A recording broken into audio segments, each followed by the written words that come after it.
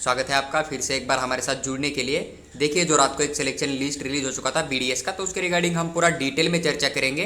देखो, सबसे पहले हम बात करेंगे कि अगर आपको सीट अलॉटमेंट हुआ है तो आपको आगे जो है नेक्स्ट प्रोसीजर क्या रहेगा, आपको क्या करना पड़ेगा, साथ ही साथ आपको डिमांड ड्राफ्ट किस नाम से बनाना है, आपको कॉलेज जो मिला है वहाँ पर ज्वाइनिंग करने के लिए क्या डेट है, क्या रूल्स है, डॉक्यूमेंट कौन से चाहिए, उसके बारे में हम पूरा डिटेल में चर्चा करेंगे। फीस कितना है, किस कैटेगरी के बच्चों के लिए किस नाम से डिमांड ड्राफ्ट बनाए, तो पूरा डिटेल में चर्चा करेंगे। साथ ही साथ अगर आपको स्टे वैकेंसी राउंड अभी हुआ है ना, तो उनके अंदर सीट नहीं मिला है तो आपको क्या नेक्स्ट राउंड कंडक्ट किया जाएगा या नहीं किया जाएगा, उसके बारे में हम चर्चा करेंगे। साथ ही साथ अगर आपने चॉइस फिलिंग ही नहीं किया था तो क्या आप बीडीएस के लिए इस साल एडमिशन ले सकते हो या नहीं, तो उसके रिगार्डिंग भी हम पूरा डिटेल में चर्चा करेंगे। तो आप पूरा वीडियो देखिए, आपका हर एक डाउट यहाँ पर क्लियर हो जाएगा। साथ ही साथ अगर आप चैनल के ऊपर पहली बार आए हो तो चैनल को सब्सक्राइब करके हमारे साथ बने रहिए, ताकि आने वाला फ्यूचर का कोई भी अपडेट जैसे हम शेयर करेंगे तो आपको सबसे जल्दी मिल जाएगा, और एक आपको विद डिटेल एक्सप्लेन करके हम आपके साथ शेयर करने की पूरी कोशिश करेंगे। लिस्ट नजर आ जाएगा ना, तो इसके अंदर उन्हीं बच्चे के नेम आपको देखने को मिल जाएगा जिनको कि यहाँ पर सीट अलॉटमेंट किया गया है। इस बात का ध्यान रखिए। जैसे कि देखिए, आपको एक ऊपर सबसे पहले आप देख सकते हो कि एक लड़की नजर आ रही है, उसका ऑल इंडिया रैंक लगभग 88,048 आपको नजर आ जाएगा। इसको पीडब्ल्यूडी ओपन का सीट अलॉटमेंट हो चुका है जीडीसी नागपुर के अंदर, लेकिन अगेंस्ट पीएच यानी कि फिजिकल हैंडीकैप के अगेंस्ट है। अभी आप कैसे मानोगे कि ये फिजिकल हैंडीकैप का सीट है, लेकिन ये बच्ची जो है ना, इसने कोई भी पीडब्ल्यूडी का मतलब रजिस्ट्रेशन फॉर्म फिल नहीं किया था, फिर उसे पीडब्ल्यूडी का जो सीट है ना, तो उसे अलॉटमेंट हुआ है ओपन कैटेगरी के अंदर की जो फीमेल थी। इसे देखिए, इसकी कैटेगरी ओपन है, इसको पीडब्ल्यूडी ओपन का सीट मिला है, यानी कि पीडब्ल्यूडी स्टूडेंट नहीं है। अगर ये पीडब्ल्यूडी होती ना तो इसे इतना मतलब 522 स्कोर के ऊपर सीट नहीं मिलता, इसको बहुत कम स्कोर के ऊपर भी सीट मिल सकता था अगर पीडब्ल्यूडी की स्टूडेंट होती थी। लेकिन यहाँ पर कोई भी ओपन कैटेगरी का पीडब्ल्यूडी स्टूडेंट नहीं था, इसलिए इस बच्ची को जो है यहाँ पर पीडब्ल्यूडी ओपन कैटेगरी का जो है सीट अलॉटमेंट हुआ है अगेंस्ट फिजिकल हैंडीकैप। का मतलब ये होता है कि ये बच्ची के पास जो डॉक्यूमेंट नहीं, या फिर उसने उस कोटा का रजिस्ट्रेशन नहीं किया था, लेकिन उसे उधर की सीट अवेलेबल थी और उस बच्चे ने वहां पर अप्लाई नहीं किया था उस कैटेगरी के लिए, यहाँ पर उसी बच्चे का सीट से अलॉटमेंट किया गया। इस बात का ध्यान रखिए, जो कि मैं आपको एक शेयर कर रहा था ना, कि जो फिजिकल हैंडीकैप या फिर अदर रिजर्वेशन की सीट होती है, अगर वो स्टूडेंट अवेलेबल नहीं हो गए काउंसलिंग प्रोसेस में उस कैटेगरी के अंदर, तो वो सीट जो है उसी कैटेगरी के बच्चों को जो जनरल कोटा के थ्रू अप्लाई करेंगे ना, उन्हें अलॉटमेंट किया जाता है। तो वही आपको यहाँ पर देखने को मिल जाएगा। उसके बाद EMR मतलब वही होता है कि किसी ने सीट छोड़ा और इस बच्चे ने यहाँ पर इसका सीट रिसीव कर दिया है। इस बात का ध्यान रखिए। तो लगभग यहाँ पर आप देख सकते हो, आपको यहाँ पर नीट स्कोर भी सामने नजर आ जाएगा। जैसे कि आप देख सकते हो कि नायर डेंटल कॉलेज मुंबई के अंदर है, डिफेंस 2 का जो है उसके थ्रू सीट अलॉटमेंट हुआ है 398। जिस बच्चे का नीट स्कोर था उसको यहाँ पर उस कोटा के थ्रू सीट अलॉटमेंट हो चुका है। तो आप पूरा यहाँ पर देख सकते हो कि कट ऑफ भी आपको कितना गया है ना, ये भी आपको एक जनरल आइडिया मिल जाएगा कि कितने नीट स्कोर तक यहाँ पर सीट अलॉटमेंट हो चुका है। देखिए, अगर हम बात करें एसटी कैटेगरी का स्पेशली, तो एसटी कैटेगरी के थ्रू यहाँ पर नांदेड़ रूरल डेंटल कॉलेज के अंदर तो लगभग 122 नीट स्कोर जिस बच्चे का था ना, उन्हें भी सीट अलॉटमेंट हो चुका है। इस बात को आप थोड़ा समझ लीजिए। नीचे भी देख सकते हो आप, देखिए लगभग ओबीसी कैटेगरी के अंदर भी 107 जिस बच्चे का नीट स्कोर था, उसको आईक्यू कोटा की तरफ से जो है यहाँ पर एसएमबीटी का जो डेंटल कॉलेज है वहाँ पर सीट अलॉटमेंट हो चुका है। तो आप यहाँ पर नीट स्कोर भी चेकआउट कर सकते हो, और इसका एक कट ऑफ कैटेगरी वाइज बनाकर मैं आपके साथ शेयर करने की पूरी कोशिश करूंगा। ये हुआ सिलेक्शन लिस्ट। अभी हम बात करेंगे अगर आपको यहाँ पर सीट अलॉटमेंट हुआ है तो आपको क्या करना है, लेकिन उससे पहले हम बात करेंगे कि आपको यहाँ पर अगर सीट नहीं अलॉट हुई तो आपको क्या करना है। देखिए, जिन बच्चों को स्टे वैकेंसी राउंड के अंदर अगर आपने चॉइस फिलिंग दिया था, आपको सीट अलॉटमेंट नहीं हुआ है, तो आपको बस वेट करना है। वेट क्यों करना है? देखिए, यहाँ पर बहुत सारे बच्चे हैं जिनको सीट अलॉटमेंट हुआ है, जो कि ज़्यादा स्कोर वाले, तो यहाँ पर बीडीएस स्किप करके बीएमएस के लिए जा सकते हैं गवर्नमेंट या फिर प्राइवेट कॉलेज के अंदर राउंड 2 में, तो वो बच्चे बीडीएस का सीट छोड़ देंगे। इस बात को आप थोड़ा समझ लीजिए, क्योंकि आज बीएमएस का रिजल्ट आने वाला है ना, तो इसलिए आज अगर बीएमएस के अंदर उनको बीएमएस का सीट मिल गया तो बीडीएस का सीट जो है छोड़ देंगे। तो वो सीट जो बचे हुए ना, वो आपको online stay vacancy round next conduct किया जाएगा ना, उसके अंदर फिल किए जाएंगे, तो उसके अंदर आपको सीट अलॉटमेंट हो सकता है। अगर आपको वहां पर भी सीट अलॉटमेंट नहीं होता है तो फिर एक स्पॉट राउंड होता है, तो वहां पर कुछ सीट अगर नजर आ जाएंगे तो आप ऑनलाइन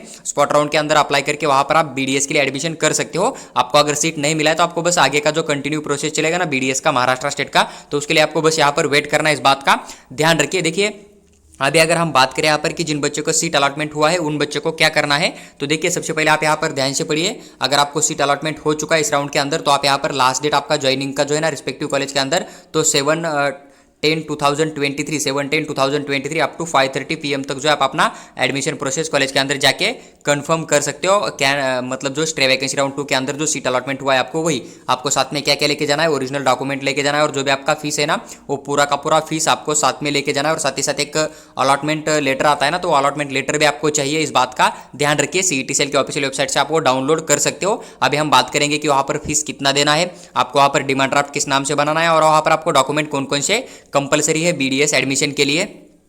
BDS एडमिशन का जो फीस डिटेल है ना 2023-24 का, तो एक कॉलेज का मैंने कलेक्ट किया है वेबसाइट के ऊपर से, और मैं आपके साथ एक्सप्लेन करूंगा। देखिए आपको यहाँ पर एक एडमिशन का फीस देना होता है।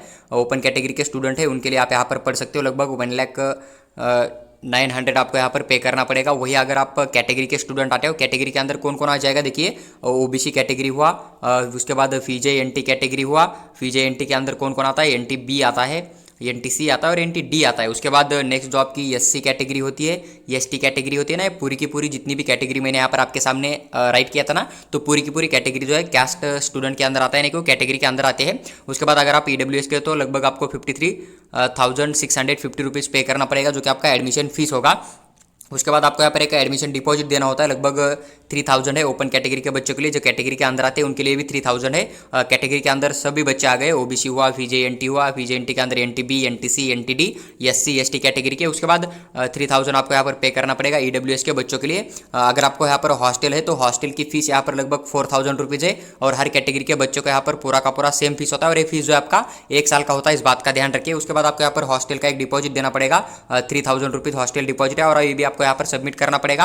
हर कैटेगरी के बच्चों के लिए यहाँ पर सेम फीस आपको पे करनी होगी। उसके बाद देखिए एक एडमिशन फॉर्म फीस होती है, लगभग 590 रुपीज़ आपको पे करना पड़ेगा हर कैटेगरी के स्टूडेंट को। उसके बाद एडमिशन कैंसिलेशन चार्ज होता है। अगर आप एडमिशन कैंसिल करते हो, मतलब यहाँ पर सीट मिला है आपको, जो लास्ट डेट दिया है इन्होंने एडमिशन कैंसिल करने का, जो कि मैंने पहले वाले वीडियो में एक्सप्लेन किया था जब टाइम टेबल रिलीज हो चुका था स्ट्रे वैकेंसी राउंड 2 का, तब। तो अगर आप एडमिशन कैंसिल करना चाहते हो उसी डेट के पहले, तो आपको यहाँ पर 1,500 रुपीज़ चार्ज लगेगा। वो चार्ज पे करने के बाद आपका एडमिशन कैंसिल किया जाएगा। उसके बाद देखिए demand draft will be in the name of BMC payable at Mumbai. आपको डिमांड ड्राफ्ट इस नाम से बनाना है, इस बात का ध्यान रखिए। तो BMC payable at Mumbai, BMC payable at Mumbai, इस नाम से आपको डिमांड ड्राफ्ट बनाना है। आप यहाँ पर थोड़ा सा देख सकते हो, यहाँ पर आपको साफ साफ नजर आ जाएगा कि जो डिमांड ड्राफ्ट है आपको will be in the name of BMC payable at Mumbai, इस नाम से आपको बनाना है। देखिए all about amount is separate demand draft. देखिए आपको ऊपर का जो अमाउंट देना हो अलग अलग डिमांड ड्राफ्ट से बनाना है, इस बात का ध्यान रखिए। और ये नायर जो डेंटल कॉलेज है ना, वहाँ से मैंने कंडक्ट किया, इस बात का ध्यान रखिए। उसके बाद देखिए डॉक्यूमेंट रिक्वायर्ड है, जो कि एडमिशन के लिए आपको ओरिजिनल डॉक्यूमेंट देना है, और 3 जेरॉक्स आपके पास होने चाहिए, प्लस यहाँ पर 5 कलर फोटो आपके पास होने चाहिए, जो कि आपने वहाँ पर मतलब सबमिट किया था ना, पासपोर्ट साइज के फोटो, वो भी आपके पास 5 कलर फोटो होने चाहिए। उसके बाद आपके पास ओरिजिनल डॉक्यूमेंट भी होना चाहिए एडमिशन के लिए, और एक डॉक्यूमेंट के 3 जेरॉक्स आपके पास होने चाहिए। उसके बाद देखिए student who have confirm retention admission have to submit demand draft of 7 से 97, देखिए 797 रुपये का एक इंश्योरेंस होता है। अगर आप यहाँ पर मतलब एडमिशन कंफर्म करो, रिटेंशन दे रहे हैं ना, तो आपको 797 रुपीज़ का एक डिमांड ड्राफ्ट बनाना पड़ेगा, जो कि in favour of national insurance company limited Kolhapur payable eight Kolhapur Amrita शिक्षण योजना, इस नाम से आपको डिमांड ड्राफ्ट बनाकर यहाँ पर सबमिट करना पड़ेगा। उसके बाद देखिए अगर बात करें हम डॉक्यूमेंट लिस्ट का, तो सबसे पहले आपको यहाँ पर क्या देना पड़ेगा, डोमासाइल देना पड़ेगा, बर्थ का डॉक्यूमेंट देना पड़ेगा, पासपोर्ट जेरॉक्स देनी पड़ेगी। उसके बाद देखिए voter ID, election card and undertaking जो है ना, ये वैलिड में देखिए जिसके सामने आपको ऑब्लिक नजर आएगा ना, तो और में है, इस बात का ध्यान रखिए। आप यहाँ पर डोमासाइल दे सकते हो। उसके बाद यहाँ पर आप वोटर ID कार्ड दे सकते हो। आपका जो मतलब वोटर ID कार्ड आपको कंपलसरी नहीं है, वो अगर आपके पास होगा तो आप सबमिट कर सकते हो, बाकी अदरवाइज कोई प्रॉब्लम नहीं आएगा। उसके बाद आधार कार्ड देना पड़ेगा, जो कि आधार कार्ड का एक झेरॉक्स होता है, फिर फोटोकॉपी होता है, वही आपको सबमिट करना पड़ेगा। उसके बाद नीट एग्जाम का हॉल टिकट देना पड़ेगा। उसके बाद नीट का मार्कशीट देना पड़ेगा, नीट का अलॉटमेंट लेटर, यानी कि अभी जो सिलेक्शन लेटर आप डाउनलोड करेगा ना CET सेल से, तो आपको यहाँ पर कंपलसरी देना पड़ेगा। उसके बाद SSC का जो मार्कशीट होता है देना पड़ेगा, HSC का मार्कशीट होता है।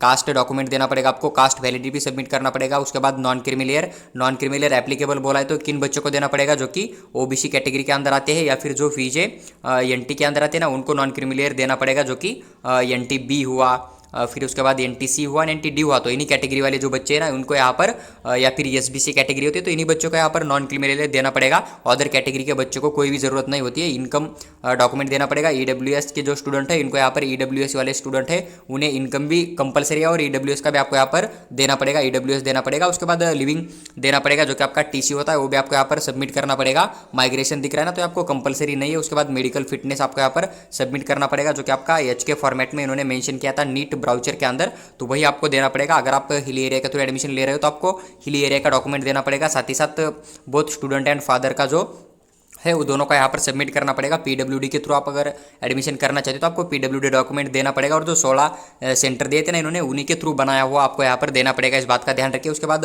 ऑर्फन, अगर आप अनाथ हो तो आपको वो भी डॉक्यूमेंट यहाँ पर सबमिट करना पड़ेगा, और पूरे के पूरे जितने भी डॉक्यूमेंट है आपको पेन ड्राइव के अंदर सबमिट करके हर एक डॉक्यूमेंट का अलग अलग सेपरेट डॉक्यूमेंट का PDF बनाकर आपको उनको सबमिट करना पड़ेगा। ओनली रिटेंशन स्टूडेंट, आपको अगर सीट मिला है, आप यहाँ पर रिटेंशन देना चाहते हो, तभी आपको यहाँ पर ये सारे के सारे देने पड़ेंगे। लेकिन इस बात का ध्यान रखिए कि ये जो डॉक्यूमेंट है आपको पूरे के पूरे सबमिट करने पड़ेंगे, क्योंकि अभी आप बेटरमेंट के लिए नहीं जाओगे। और जो नायर हॉस्पिटल मैंने बोल दिया था ना, तो उसका जो PDF है वहाँ से मैंने डाउनलोड करके मैं आपके साथ शेयर कर रहा हूँ। इस बात का ध्यान रखिए। देखिए यहाँ पर BDS का जो फर्स्ट ईयर का फीस स्ट्रक्चर है, आप पूरा का पूरा यहाँ पर देख सकते हो कि आपको कौन सा फीस यहाँ पर क्या क्या होगा।